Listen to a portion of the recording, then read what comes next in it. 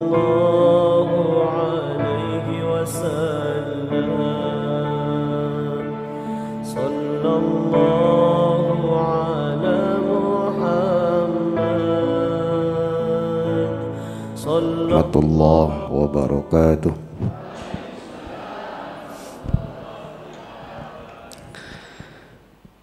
Bismillah, alhamdulillah, wassalatu wassalamu ala rasulillah Muhammad ibn Abdillah wa ala alihi wa ashabihi wa mawalah.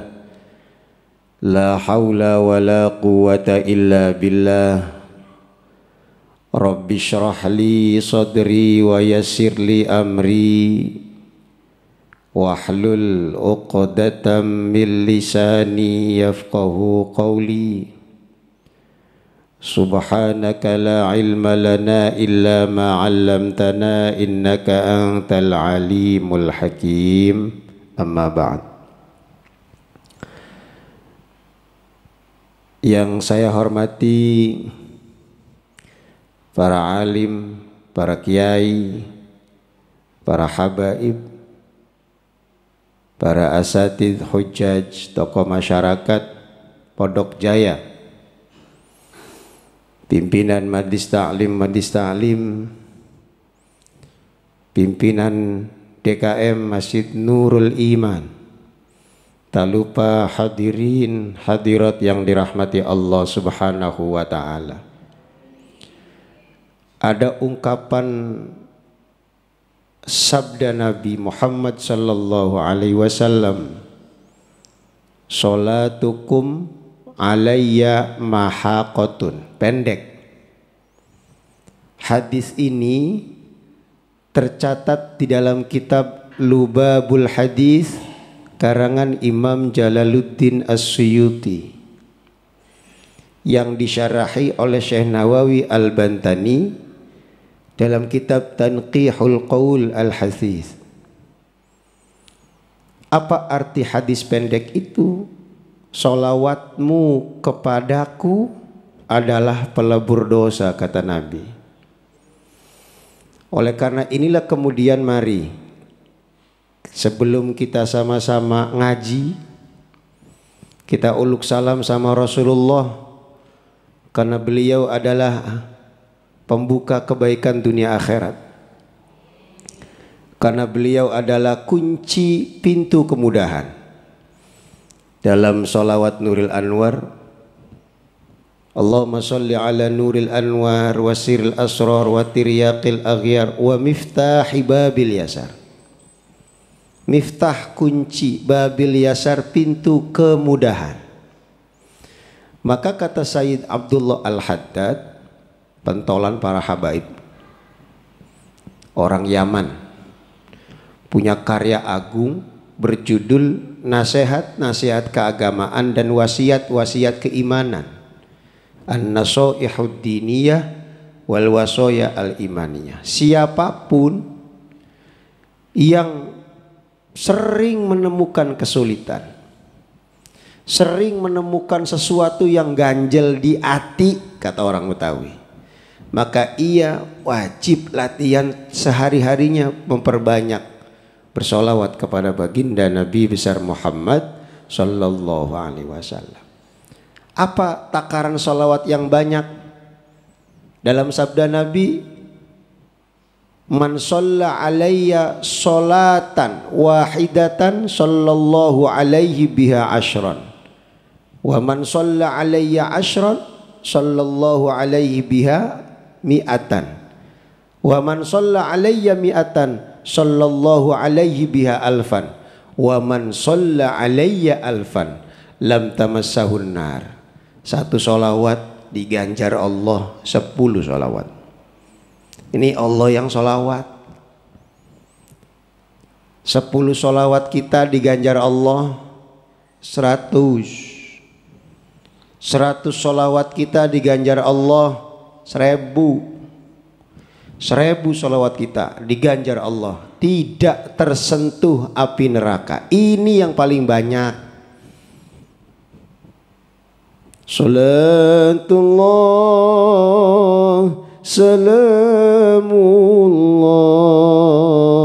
salamullah ala taha rasulillah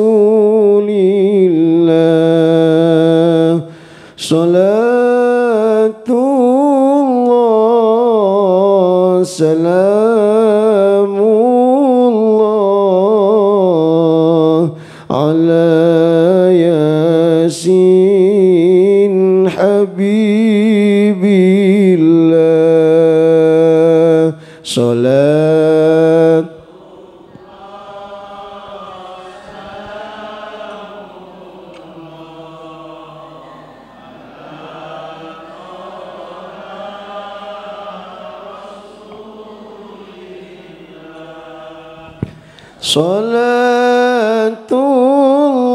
salatullah salamullah ala yasin habibina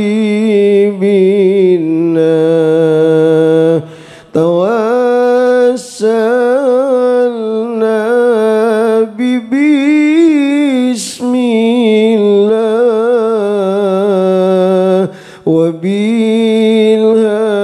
وبالهادي رسول الله وكل مجاهد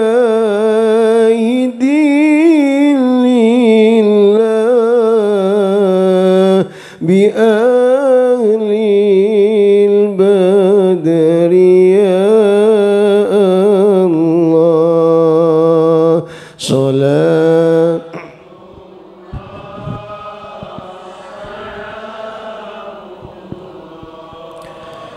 على طه رسول الله صلاة الله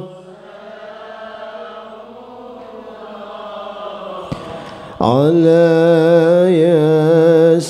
ياسين حبيب الله إلهي سلم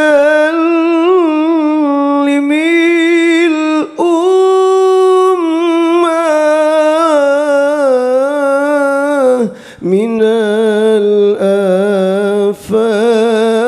الآفات والنقمة ومن هم ومن غمة بأهل البدر يا الله صلاة الله Assalatu wassalamu alaika ya Rasulullah Assalatu wassalamu alaika ya Habiballah Ya Rasulullah Ishfa' lana ya Rasul Ishfa' lana ya Rasul Ishfa' lana ya Rasul Ala yasin habibillah Ilahi ighfir wa akrimna binaili matalibi minna wa daf'i masa'atin anna بأهل البدر يا الله صلاة الله على طه رسول الله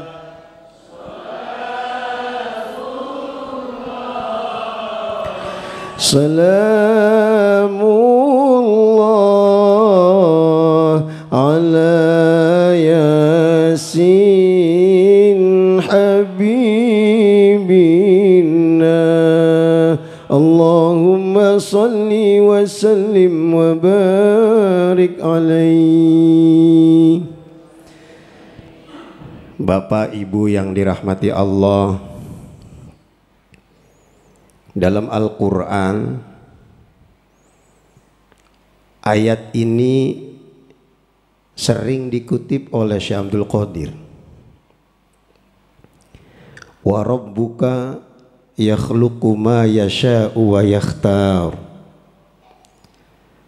Dan Tuhanmu yang menciptakan kehendak dan pilihanmu. Kita ini sebenarnya wayang kalau di perwayangan. Ya, jam beker udah banyak, telepon udah 10 kali, ora bangun juga. Bangunnya jam 4:25. Masih bisa kekejar gak nih? Bisa, berangkat, bismillah.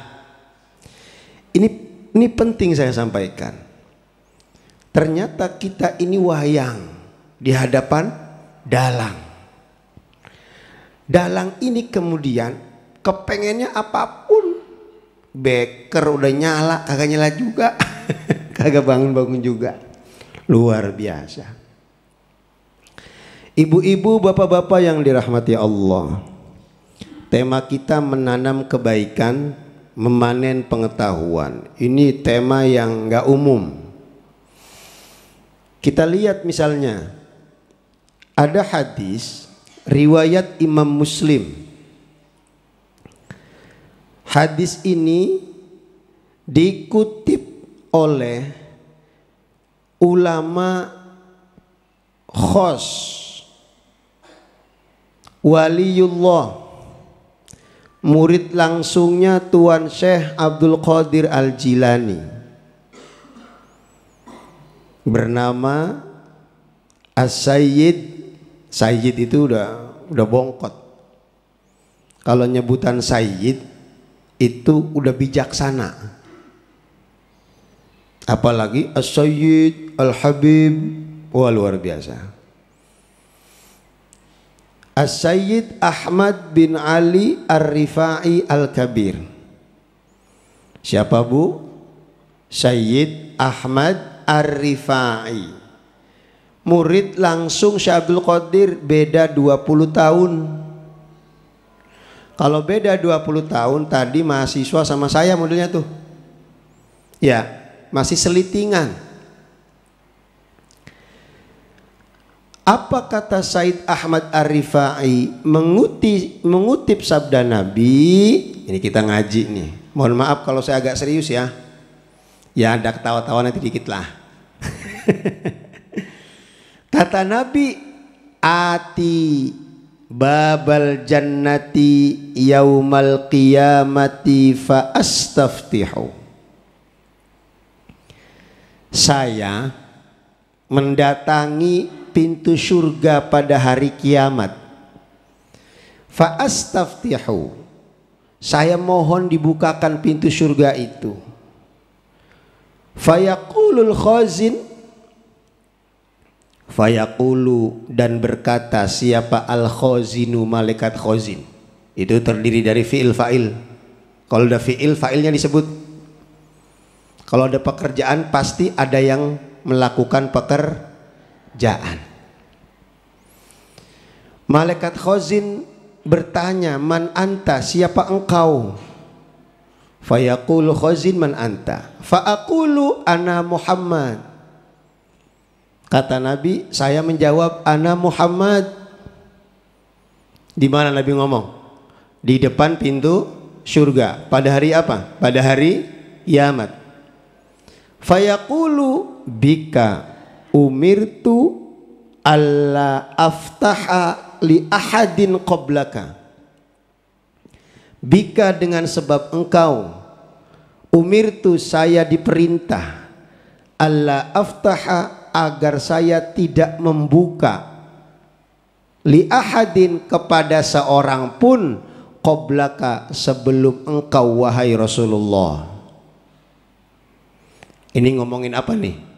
Ngomongin pintu surga pada hari kiamat. Ini yang penting. Said Ahmad Ar-Rifai memaknai hadis ini luar biasa. Apa kata beliau? Annal jannata allati hiya babul khairi al-ilahiyyi al-abadiyyi. Sesungguhnya surga itu adalah pintu kebaikan Allah yang abadi. Pintu kebaikan Allah yang abadi ini pembukanya adalah baginda Nabi besar Muhammad sallallahu alaihi wasallam.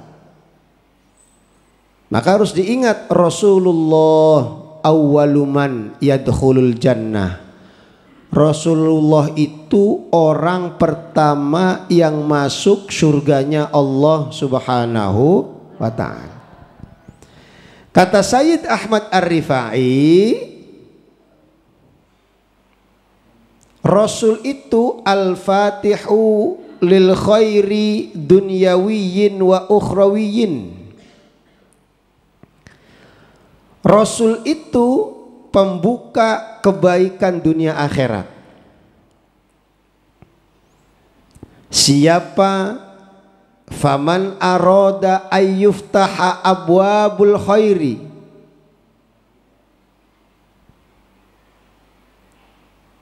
dunyawiyyin wa ukhrawiyyin. Ini bahasa kitabnya tuh. Siapa orang yang ingin dibuka pintu-pintu kebaikan dunia akhirat, fa'alaihi ayyata'alaqa bi adhyalih, maka ia harus ngikut kepada baginda Nabi besar Muhammad sallallahu alaihi wasallam. Coba kalau ada pertanyaan, sholawat sehari berapa kali Bu? Paling banyak. Katanya kalau pengen bahagia dunia akhirat kuncinya Rasulullah. Lewat apa? Lewat kebaikan-kebaikan.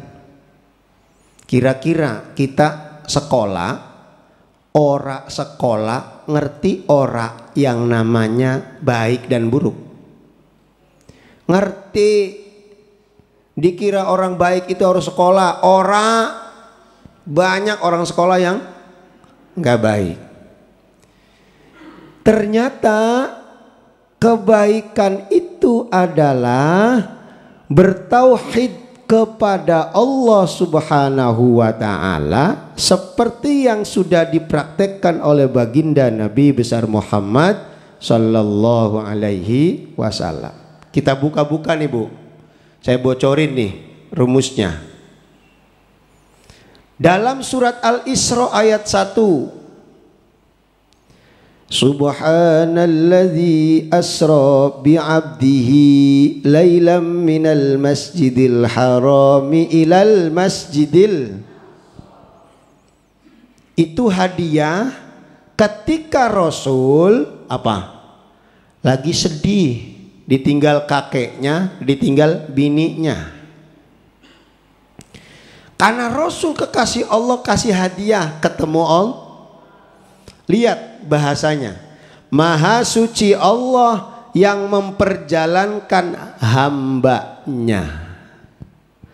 Allah tidak memilih Rasulnya. Allah tidak memilih nabinya. Jadi jangan kegeeran kalau dipanggilnya Ustadz. Nggak ada apa-apanya sama Rasulullah. Jangan kegeeran kalau panggilnya RT. Nggak ada apa-apanya sama Rasulullah. Ya kan? Rasulullah ketemu Allah nggak pakai label status sosial. Ditanggalkan label Rasulullahnya. Mana yang dibawa? Abdullah, pelayan Allah. Abdullah budaknya Allah. Abdullah, yang layanin Allah. Abdullah, hamba Allah. Kalau hamba sahaya kan budak, Bu. Siap apa baik yang diperintah bosnya. Ini hebatnya Rasulullah. Kira-kira Rasul bodoh pintar? Pintar kok disebut ummi. Nah ya Bu, kenapa Rasul disebut ummi? Ummi diartikan para sarjana barat itu bodoh. Rasul gak bisa baca. Berarti Nabi kita yang paling bagus gak bisa baca dong. Awas, produk-produk bahasa ini adalah produk orientalis. Agar apa? Agar Muslim yang nabinya Nabi Muhammad ini nggak suka sama Nabi Muhammad, melenceng dari dalil-dalil ulama. Ummi di situ kata Fakhruddin Ar-Razi, pengarang kitab Mafatihul Ghaib, adalah Nabi Muhammad siap paling bodoh di hadapan Allah. Ini yang laku di hadapan Allah. Pinternya kita tuh orang laku di hadapan Allah. Amal kita orang laku. Yang laku apa? Yang laku siap ngelayanin Allah. Tuh maka Nabi Muhammad dikatakan ummi. Karena Nabi Muhammad adalah paling bodoh di hadapan Allah.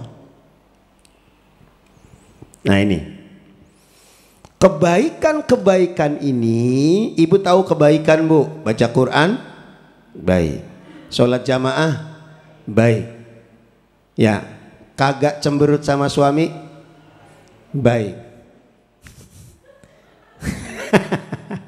kagak minta-minta duit sama suami baik, suaminya gaji 1 juta, minta iPhone-nya 15 Pro.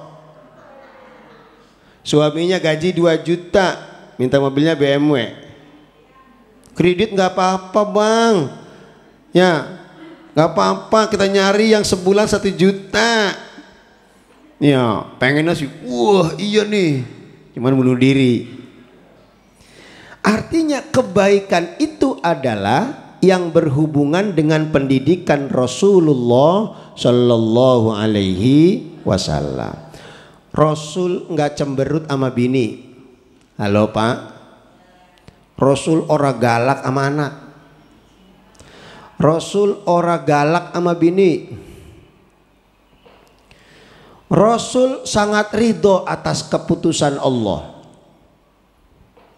Tuh, maka apapun kebaikannya, apa hadiah yang akan kita dapatkan, kata seorang waliullah muridnya Syekh Abdul Qadir, yaitu Sayyid Ahmad Ar-Rifai. Jadi kebaikan itu nggak bisa ditukar Pak. Contoh, ada orang yang kerjaannya beresin sendal masjid, baik apa buruk? Baik, nggak bakal ketukar di hadapan Allah nih. Ada orang yang kerjaannya bikin kopi buat gurunya, baik apa buruk? Baik dong, ini khidmah. Ada orang yang kerjaannya beresin garasi rumahnya, nyapu mulu kerjaannya. Kira-kira nyapu mulu baik apa ora? Ya baik kalau tidur mah. Ini nyapu 24 jam, bahaya ini mah. Kategorinya baik, artinya baik buruk itu kita pasti sepakat. Oh ini baik, oh ini buruk. Orang gak berjamaah baik apa buruk? Ayo, orang gak jamaah baik apa buruk? Buruk dibandingkan yang jamaah. Tapi merasa baik, ini juga keburukan. Tipis-tipis. Maka kemudian, ini luar biasa Bu, saya perlu sampaikan, siapapun orang yang istiqomah dalam kebaikan, dalam aktivitas amaliyahnya, maka hadiah karunia terbesar yang akan diberikan Allah kepada orang yang berbuat baik terus menerus mengikuti trek baginda Nabi Muhammad SAW. Apa hadiahnya? Ini hadiah buat kita umat Nabi Muhammad, makrifat kepada Allah. Mahal bu, tad, makrifat apa? Kenal Allah. Duit itu nggak ada apa-apanya sama Allah. Makanya jangan masukin duit dalam hati, miskin terus. Coba masukin Allah dalam hati, duit ngikut, ini benar. Kenapa? Karena hati itu tempatnya buat Allah doang. Kata Nabi, ala wa inna fil jasadi mudghatan, idza salahat salahal jasadu kulluh, wa idza fasadat fasadal jasadu kulluh, ala wa hiya al qalb. Ingatlah, dalam jasadmu ada segumpal daging. Jika segumpal daging itu buruk, baik, jasadnya baik. Jika segumpal daging itu buruk, jasadnya buruk. Apa itu? Al-qalb. Kata Imam Ghazali, al-qalbu sayyidul jawarih, al-qalbu ra'sul jawarih. Hati itu rajanya anggota tubuh. Ya, jadi raja dalam diri kita siapa bu? Hati yang dipoles bibir. Rajanya hati yang dipoles pipi. Rajanya hati ya yang dikacain, mohon maaf, bokong. Ya kalau kita ngaca kan pasti gitu kan. Ini penting diteguran. Mengapa Allah mendidik lewat amalia seperti itu? Orang lagi ngaca sih yang dikacain bokong. Enggak cewek enggak cowok, sama aja cowok juga. Ya enggak, semprot minyak wangi. Tapi kita enggak sering menilik raja kita dalam hati. Makanya kita kalah terus. Karena kita enggak nurut sama raja kita dalam diri kita, yaitu hati. Allah adalah raja, hati adalah raja. Berarti yang pantas masuk dalam hati kita yaitu Allah Subhanahu wa ta'ala. Nolak bu. Nah, kunci kaya itu masukkan Allah dalam hati, nanti ciptaan Allah ngikut suruh tunduk, tunduk lu dia. Ya. Nah sekarang ada hadis Nabi Muhammad sallallahu alaihi wasallam. Iqra'u al-Qur'ana fa innahu ya'ti yaumal qiyamati syafi'an li ashabi. Hadis riwayat Imam Muslim juga. Tadi yang pertama hadis riwayat Imam Muslim, ini hadis riwayat Imam Muslim ngomongin hari kiamat juga. Bacalah kalian Al-Quran, karena sesungguhnya Al-Quran akan menjadi penolongmu pada hari kiamat. Li ashabi, untuk para pembaca Al-Quran.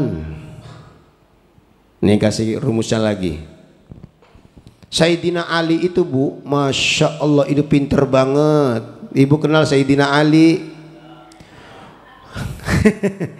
Kita kenal Sayyidina Ali. Oh, jangan bilang gak kenal, kebangetan kalau gak kenal. Ya, kalau kita gak kenal Sayyidina Ali, kebanget. Kalau Sayyidina Ali gak kenal kita, ya wajar. Sayyidina Ali siapa? Keponakan Nabi Muhammad. Sayyidina Ali siapa? Mantunya Nabi Muhammad. Sayyidina Ali siapa? Sahabat Nabi Muhammad. Iya, harus tegas itu karena kita muslim. Kata Sayyidina Ali, man qara'al Qur'ana wa huwa qa'imun fis sholati kana lahu bikulli harfin mi'atu hasanatin. Siapa orang yang baca Al-Quran dalam keadaan berdiri dalam sholatnya, maka satu huruf yang ia baca bernilai 100 kebaikan. Ini kita ngomongin kebaikan nih. Tadi makrifat itu pengetahuan tuh, pengetahuan Allah. Kebaikan 100 kebaikan. Contoh, Bismillahirrahmanirrahim. Berapa itu? 21. Bujuk buneng. Bismillahirrahmanirrahim berapa huruf? 19. 19 kali 100 1900. Ini yang dimaksud Sayyidina Ali. Sholat berdiri kita satu hurufnya bernilai 100. Ba satu huruf, sin satu huruf, mim satu huruf, alif satu huruf, lam satu huruf, lam satu huruf, ha satu huruf, terus. Nanti kita hitung di rumah tuh. Sholat berdiri kita, artinya orang yang meninggalkan sholat, berapa yang kita tinggalkan kebaikan Allah. Begitu. Maka saya kalau nggak sholat lebih parah dijewernya sama bapak saya daripada saya nggak sekolah. Ampun, saya ternyata bapak saya lagi ngamalin ini nih. 100 kebaikan. Di total tuh Al-Fatihah total hurufnya berapa? Searching di Google. Total huruf surat Al-Fatihah. Tulis. Kita rakaat pertama surat Al-Kafirun. Qul ya ayyuhal kafirun. Tulis total surat Al-Kafirun. Total huruf di dalam surat Al-Kafirun. Tulis total. Ya. Di total dikali 100. Itu nilainya ribuan kebaikan dari Allah. Satu kebaikan aja udah cukup. Satu kebaikan udah cukup. Ini ribuan. Kenapa? Karena Al-Quran adalah mukjizat baginda Nabi besar Muhammad Sallallahu Alaihi Wasallam. Maka akan dikasih pahala yang banyak. Tuh. Maka ketika ada umat Nabi Muhammad orang gandrung sama Al-Quran, ya ketinggalan kebaikan-kebaikan Allah. Itu nih yang penting. Ketinggalan pengetahuan-pengetahuan akan Allah.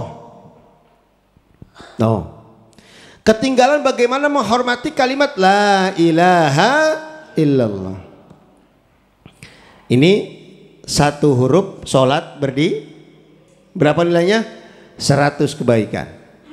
Yang kedua, wa man qara'al Qur'ana wa huwa qa'idun fis sholati kana lahu bikulli harfin ishrina hasanah atau ishruna hasanah.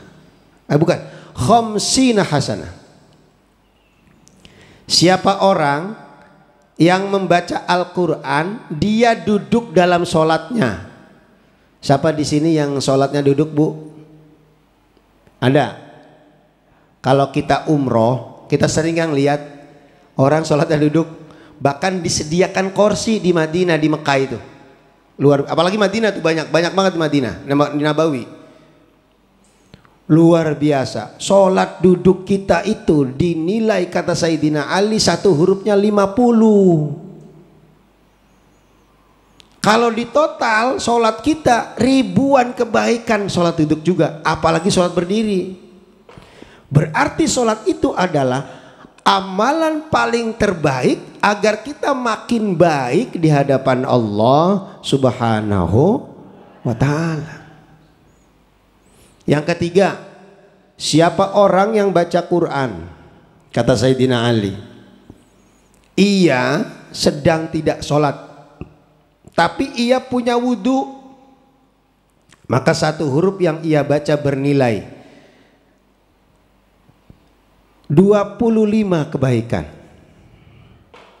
Khamsun wa ishruna hasanah. Ibu baca Quran punya wudhu, baik megang Quran ataupun tidak, lagi nggak sholat, lagi nggak sholat, maksud lagi nggak sholat berdiri atau duduk, maka nilainya 25 kebaikan.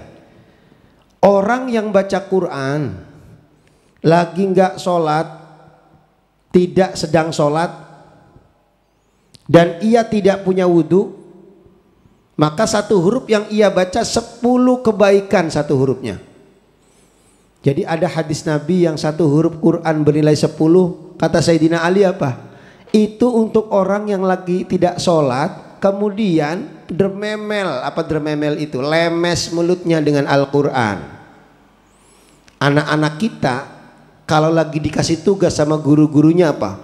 Ngapalin surat Al-Ikhlas. Bismillah, Bismillahirrahmanirrahim. Qul huwallahu ahad. Jangan lihat lidah yang ia baca, tapi bagaimana Allah menggerakkan lidahnya untuk melantunkan firman Allah Subhanahu, untuk melantunkan mukjizat baginda Nabi besar Muhammad sallallahu alaihi wasallam. Total tuh surat Al-Ikhlas berapa totalnya?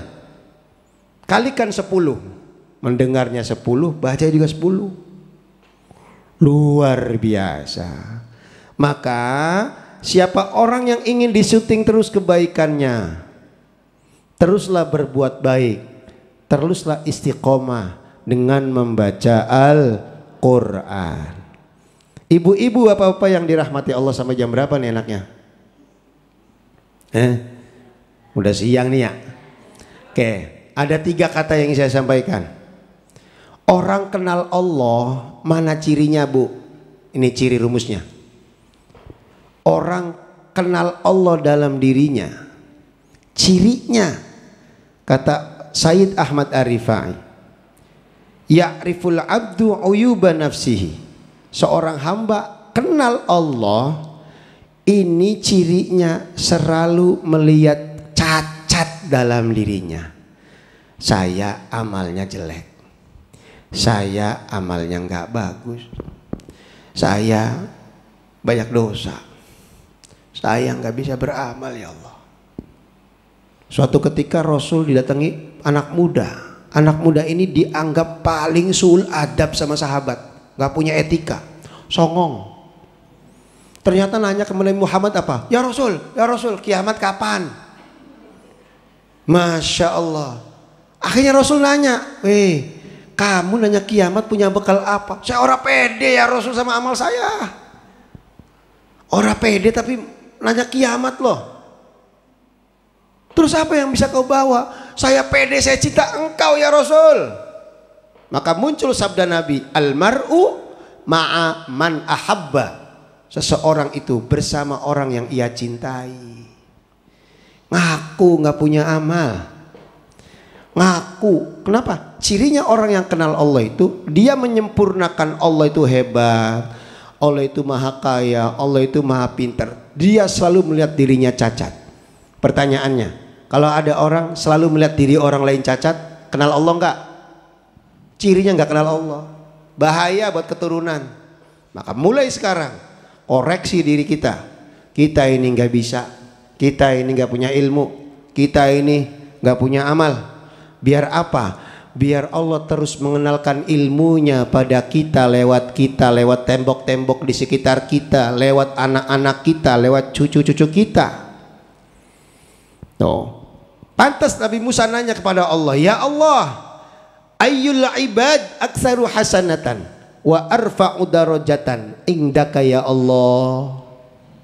Kalau diterjemahkan, ya Allah, adakah hambamu yang paling banyak kebaikannya, yang paling diangkat derajatnya di sisimu wahai Allah? Apa kata Allah kepada Nabi Musa? A'lamuhum bi, mereka yang paling kenal aku. Ada orang sholat nggak kenal Allah banyak, termasuk saya.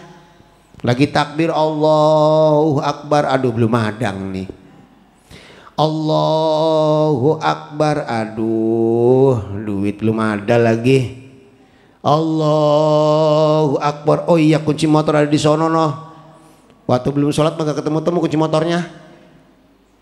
Allahu Akbar. Kita selalu menuhankan selain Allah. Buktinya apa? Lagi takbir ingatnya bukan Allah.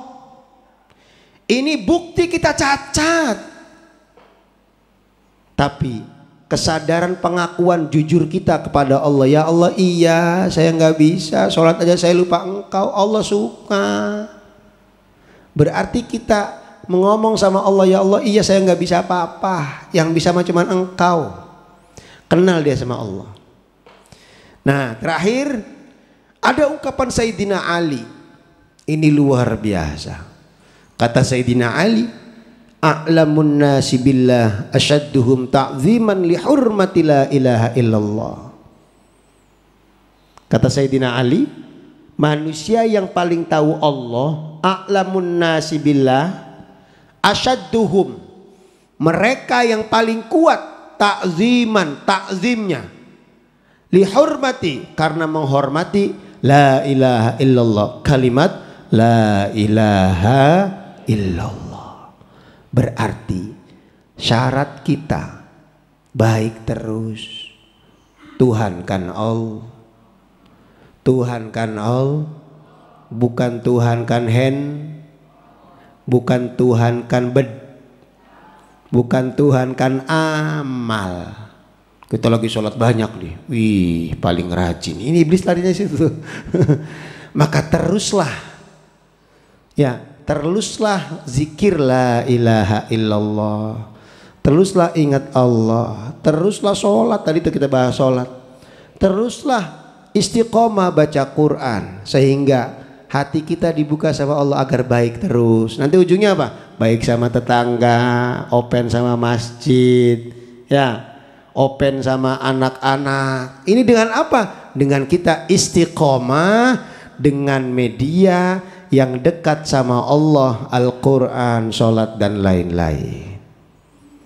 Jadi siapa yang ingin dapat kamar bersama baginda Nabi besar Muhammad SAW, kuncinya adalah mari kita pertegas kesadaran kita agar kita makin baik terus, baik terus, baik terus di hadapan Allah Subhanahu wa ta'ala. Kurang lebihnya mohon maaf. Assalamualaikum warahmatullahi wabarakatuh.